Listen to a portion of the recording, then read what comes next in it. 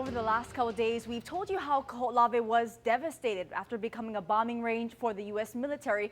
Now, despite the trauma the island endured, it proved to be instrumental in the survival of one of the most compelling traditions the world has ever known. Kahoolawe is located at the pico or center of the island chain. The island is also the center of two movements that played a key role in the rejuvenation of the Hawaiian culture. 1976, the year members of the Protect Kahoolawe Ohana began a series of occupations on Kahoolawe to stop the military from bombing the island. It's also in that same year that the Polynesian Voyaging Society prepared Hokulea for her first voyage to Tahiti. The first voyage in 600 years, I mean, revolutionary. But at the very same time, you had these extraordinary people that were willing to risk it all. Hokulea crew members studied for hundreds of hours trying to figure out the path they would take to Tahiti, and it was Kahoolawe that had their answer.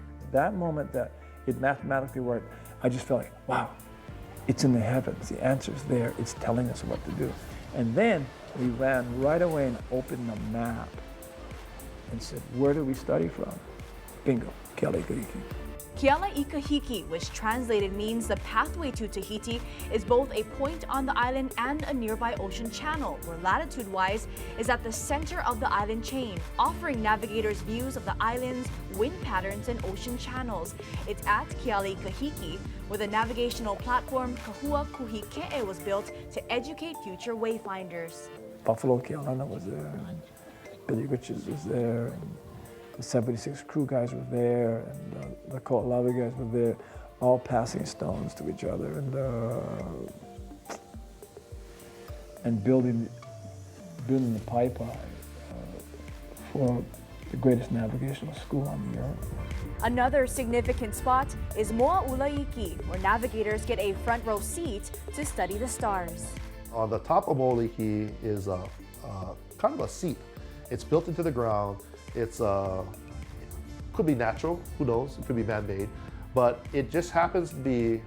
If you sit down in this stone seat, you're facing north, and you're leaning back right about 20-something degrees, 22 degrees, which is where the North Star would be. Above that is 𝗦𝗢𝗨𝗕𝗦𝗖𝗥, the highest point of the island. When I step on top of that summit, you're in the cloud shadow of Hokulea, right? And so the stars are really, really brilliant, and you're in near the center of the Hawaiian Islands. This island is significant to voyaging. That's why Hokulea stopped right here at this bay on her way home from her worldwide voyage.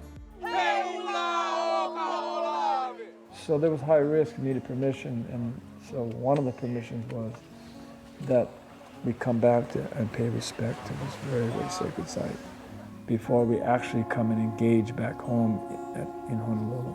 You know, Hokulea carried a lot. We pushed her hard. We had to. And so it was a time where she could just, calm down, relax. The message of the worldwide voyage Mālama Honua was not only for Hokulea, but for Kahoolawe as well. We do the physical work of Mālama Honua, of taking care of the land. And the two of us together, Polynesian Voyaging Society and Kahoolawe, they work hand in hand. Today, Kahoolawe and Hokulea shine as beacons of triumph for the Hawaiian people who fought to save their aina and culture. What that did for us, it allowed the convergence between the amazing work our pioneers did in Kahoolawe and the amazing work that the pioneers did in Hokulea and come together. And that's, frankly, forever.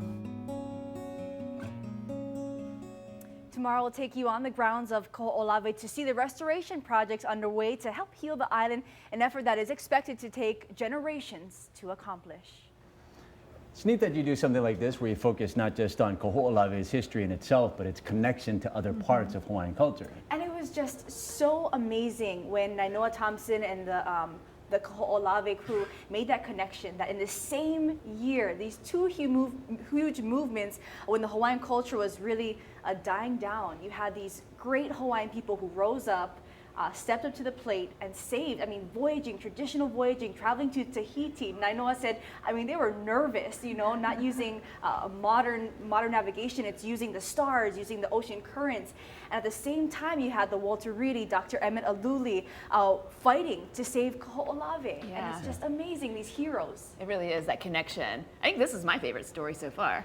Writing it, I wish I could go longer with this story, but there was so much information, and it was just really cool to make those connections. And it's interesting when you watch Nainoa Thompson speak, you can see that he kind of looks off to the side from the camera, but you look at his face and he is visualizing, he's back there in 1976 as he's talking about it. And it's just riveting. And I love how you say beacons of triumph.